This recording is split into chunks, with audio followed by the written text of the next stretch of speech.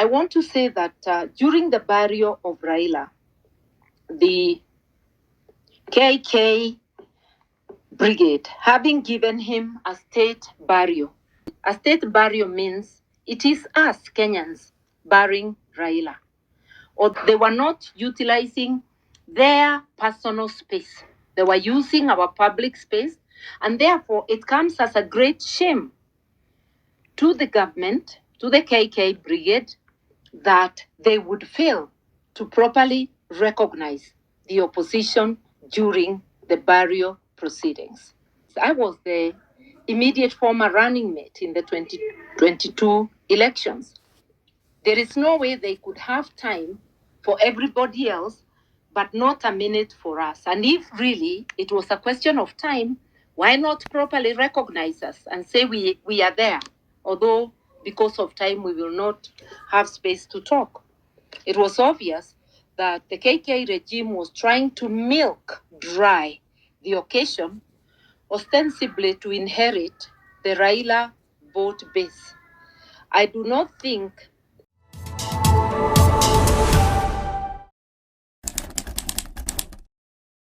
I'll speak about my relationship with the departed Kinara wangu, Right Honorable Raila Odinga. It dates back to the late 80s when we were fighting for multi-party democracy. First seeing him in court in handcuffs, being prosecuted by the Moi Kanu regime. Fast forward, me and Ida and other ladies getting together to found the League of Kenya Women Voters, a political lobby group for women, interacting with Raila while defending him alongside other advocates, and interacting with him in the multi-party movement, and then entering parliament together, albeit on different political parties. Me on the Democratic Party and him on Ford Kenya. Remember, Ford had split into Ford Kenya and Ford Asili. So we enter parliament as fellow opposition parliamentarians. We've come from the trenches together, fighting for multi-party politics. We have a history of supporting one another and supporting the pro-democracy forces, and we already have a relationship with him and Mama Ida as a family. So we worked in parliament together. Although we were several parties, the opposition worked closely together. Not very many in the opposition were vocal. We were just a handful, about 20, but nevertheless, without any formal arrangement, we worked very well together. Working well together doesn't mean that you see 100% on every issue, but it means that generally, on most issues, you agree. And one of the issues we agreed throughout with Raila, even when we were on opposite sides, is fighting for the interests of Kenyans. We may have differed occasionally on how to do it, but that remained a constant between us. So we work together in the opposition. Raila leaves us and joins KANU in 2001. Obviously, we were very disappointed. He becomes a minister. But our disappointment was short-lived. When KANU opted without any democratic process to sponsor then young Uhuru Kenyatta as a presidential candidate for the 2002 elections, Raila led a walkout in KANU. I'll say led because without him, the rest would not have known where the door was to walk out. But Raila led the walkout, which became of great benefit to the opposition because the huge numbers he brought with from KANU and the many KANU bigwigs, including the immediate former Vice President then George Saitoti, bigwigs like the former Secretary General J.J. Kamodo, Olen Timama, Kalonzo Musyoka, and many more. All those and the multitude that followed helped to swell numbers for the opposition. The opposition then had the NAK alliance of Mwai Kibaki, Wamalwa Kijana, and Charity Ngilu, which after the forces led by Raila from Kanu and the NAK brigade, when they joined and formed the National Rainbow Coalition, NARC, N-A-R-C, it was now evident to everybody that we have the numbers to defeat Kanu. And therefore, that's why I said our disappointment was short-lived, because he then did a move that helped to push the opposition forward. And thereafter, we worked together in government. We came in government. He was Minister for Roads. Initially, I'm Minister for Water. We worked well, but during the constitutional review process, we split into two camps.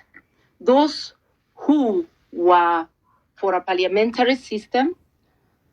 I think the real issue then was not really parliamentary. Those who are for devolution and those who are against. That was the main question. And those of us supporting Kibaki were supporting the Wako or Kilifi draft, while the Raila camp formed the No camp. And the No camp defeated the 205 referendum. The tension that followed, I became Minister of Justice. The cabinet is dissolved and Kibaki forms cabinet, excluding those who had been in the No camp led by Raila. So they are out of government, but in parliament. They have their Orange Democratic Movement with which they defeated the referendum. They now form it into a political party, and we go to elections in 2007 under great tension and in a divided country. And we all know the aftermath of the 2007 disputed elections, which was the post-election violence. We were on opposite sides. Raila on one side with his supporters, and Kibaki with the supporters, including myself, on one side. The Democrat that Raila was understood that being a PNU and Kibaki supporter, there's no way I was going to advocate for him. I was going to advocate for my candidate. And that's what happened at the KICC. I advocated for PNU and Kibaki, and Raila had his own people advocating for him, Orengo and the others. And that's why, fast forward, even though we never worked together in the 2007, we later, after the negotiations, worked together in the coalition government. We worked well. And in 2013, he was a candidate, a presidential candidate. I was a presidential candidate. You cannot advocate for your competition. So again, each on their side. And after those elections, which we didn't obviously get the prize, we worked together from late to around 2014. Now Kenya became a friend of CORD, and we worked together up to the 2017 elections. When I decided to run for Governor Kirinyaga, I let him know that I could no longer support him because my ground demanded I support Jubilee. And he understood, and off I went to support Jubilee. He then had his handshake with Uhuru, and we meet again in Azimio in 2022, and I became his running mate. It was easy to work with him, to reconnect.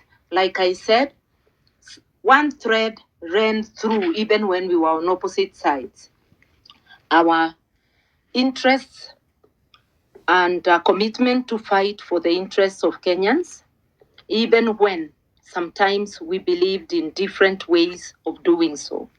Again, demonstrated by our parting ways politically in starting 2023, when they embraced NADCO and now Kenya rejected NADCO. And when he entered the broad-based government, which we did not, but we remained friends, so to say, both to him as a politician and to his family, but having agreed to disagree. So that's the long and short of it.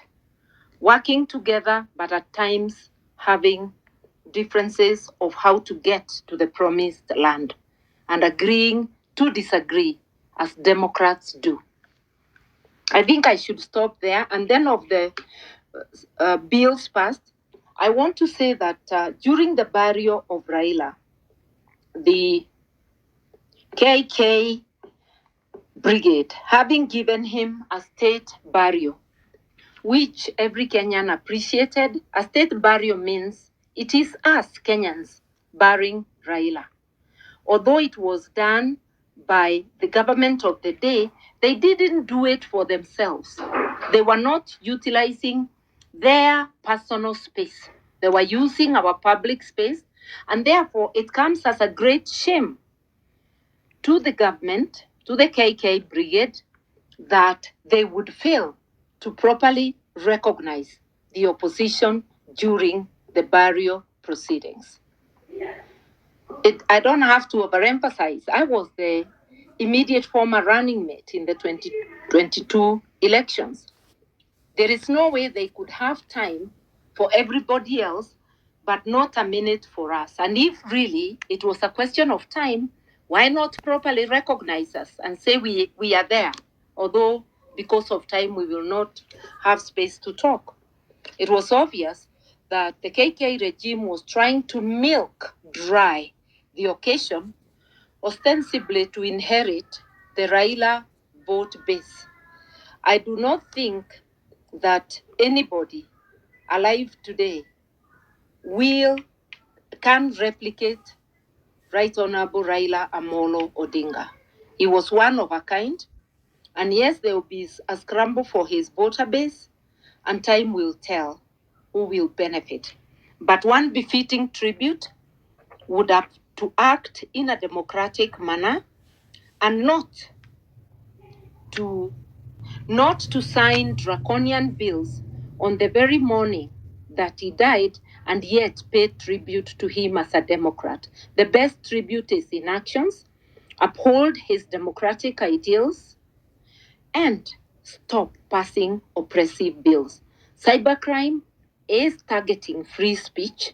We have already seen the crackdown, which has adversely affected especially the Gen Z.